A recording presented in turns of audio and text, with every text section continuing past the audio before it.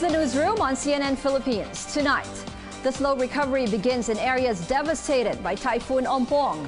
Locals struggle to start over. A military general dubbed the Butcher gets decades of jail time for the kidnapping of 2 university students. And singer Moira de la Torre gets defended and bashed online for a controversial gig up north.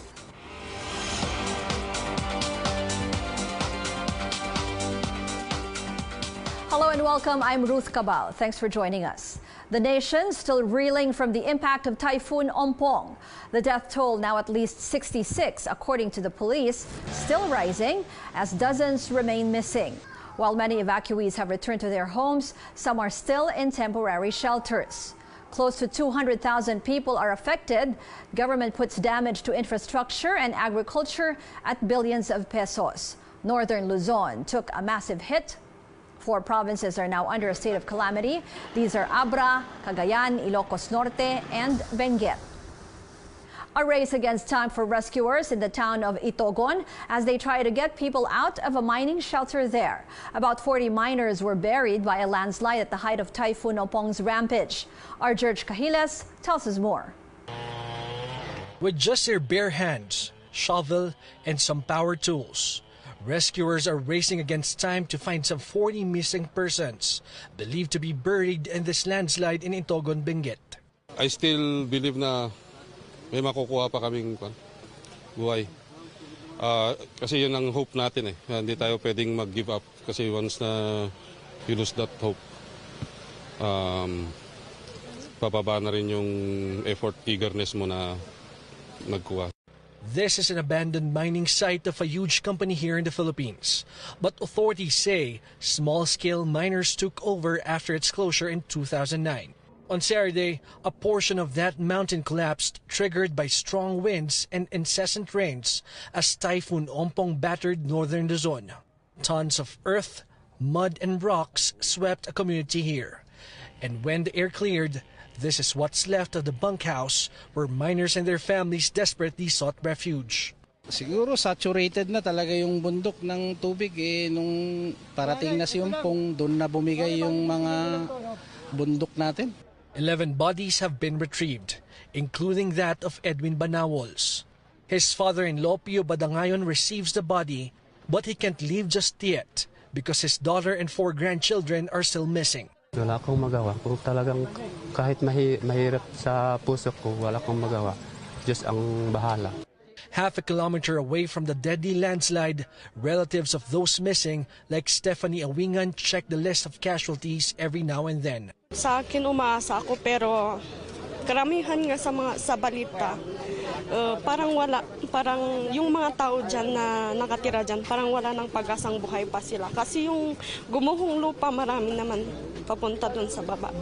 Like Awingan, relatives say that they will wait for good news.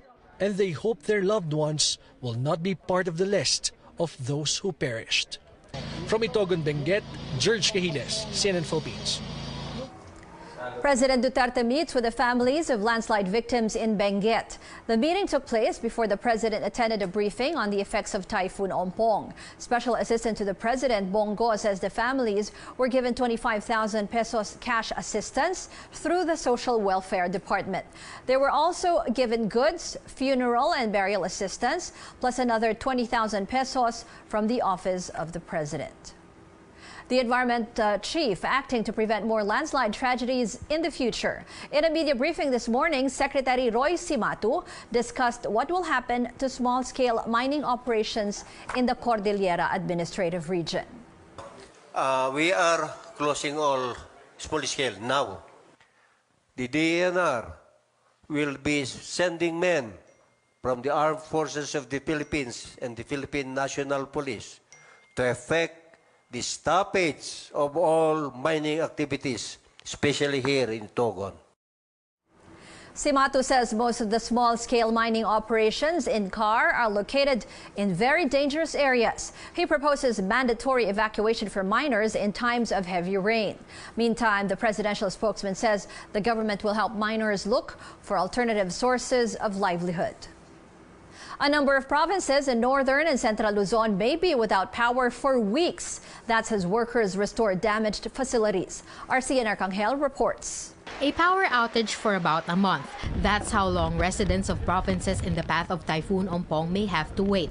Ompong swept through 319 municipalities, mostly in northern and central Luzon, and the Energy Department says less than half, or 144 municipalities, have no power since Saturday. The power grid operator is repairing transmission lines, but Energy Assistant Secretary Redentor De Lola says restoring power to residences may take some time.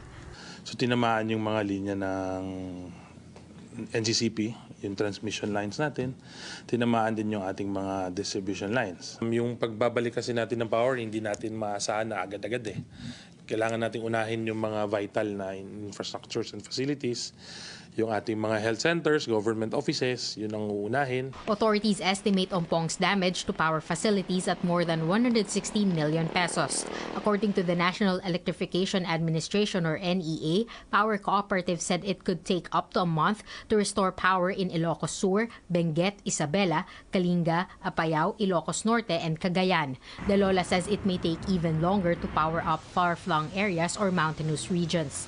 Some of these lines actually go over the mountains, no? So doon dumadaan and talagang kailangan mong magkaroon ng aerial and even foot patrol just to know kung ano yung extent ng damage. The NEA says electric cooperatives are speeding up the restoration of power by repairing fallen power lines and inspecting their facilities, while the NGCP works to restore transmission lines.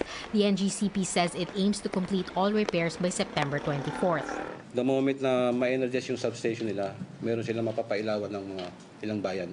Hindi natin pwedeng buhayin kaagad to nang walang personal inspection. Kasi hindi natin alam kung bumaksak yung linya and then basta mo na ng switch on, baka kadisgrasya.